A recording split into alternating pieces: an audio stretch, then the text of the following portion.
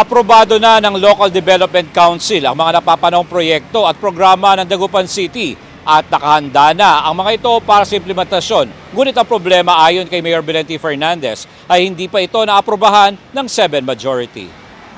Hindi sumipot sa isinagawang sesyon ang Sangguniang Panlunsod ang 7 majority para sana talakayin at aprobahan ang proposed supplemental budget para sa mga programa at proyekto ng Dagupan City na kailangan ng maimplementa bago pa man matapos ang taong 2023. Paloob sa proposed supplemental budget ang tatlong items kabilang ang bonus para sa empleyado ng gobyerno, makagamitan para sa waste management at disaster preparedness. Personal na dinaluhan ang nasabing sesyon ni Mayor Belen T. Fernandez para ipresenta ang mga programa at proyekto na kinakailangan ng maaprobahan, ngunit kinalungkot nito na hindi napagdalo ng 7 majority. I'm very sad that the other councilors were not able to make it because they're on leave or they're not around. So I am not expecting also that they're not around today because I think I just came to know.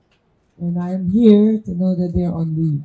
Pahayag ni Fernandez, tanging ang pag-aproba na lamang ng mayorya ng Sangguniang Panlunsod ang kailangan upang may sakatuparan na ang programa at proyekto para sa kapakanan ng Dagupeño sa lungsod. Dahil sa lack of quorum ay maagang nag-adjourn ang sesyon na sinundan naman ng Executive and Legislative Caucus kasama ng Department of Health o DOH Center for Development 1 para pag-usapan ang isa ring napakahalagang proyekto ng Mother and Child Hospital. Ang Mother and Child Hospital ay may pondong 150 million pesos na donasyon ng DOH sa Dagupan at hindi may sekatuparan ang pagtatayo rito kung walang aproba mula sa 7 majority. Ayon kay Mayor Fernandez, napakahalaga ng Mother and Child Hospital para sa mga kapuspalad, particular na sa mga nagbubuntis na ina at senior citizens, ngunit tila inipit ito ng mayorya.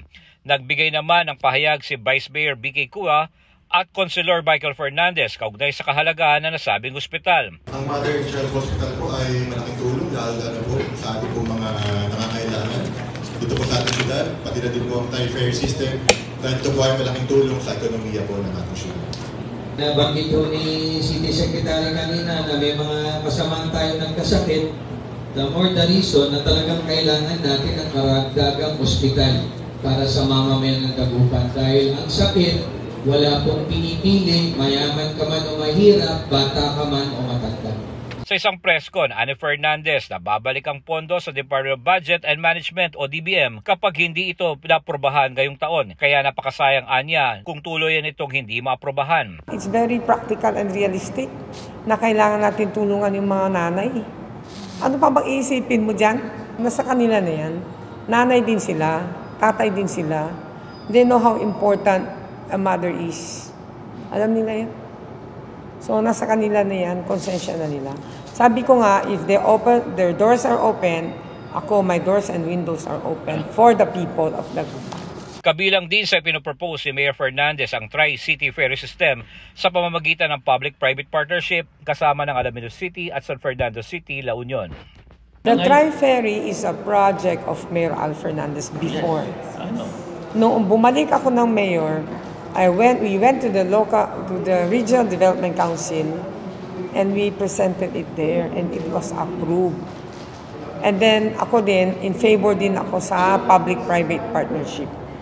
Bahala nang mag-decide ang national kung sino ang kukunin nilang partner for our Tri-Ferry. Saan kayo nakakita? All opportunities are here for our people. A City Hall, a Mother and Child, a Tri-Ferry. Diyan na lahat.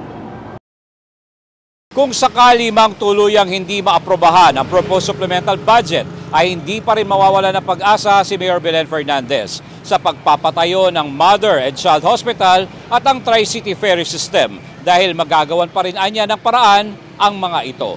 Para sa Diyos at Pilipinas kong mahal, J. Miguel Mendoza, SMNI News, North Luzon.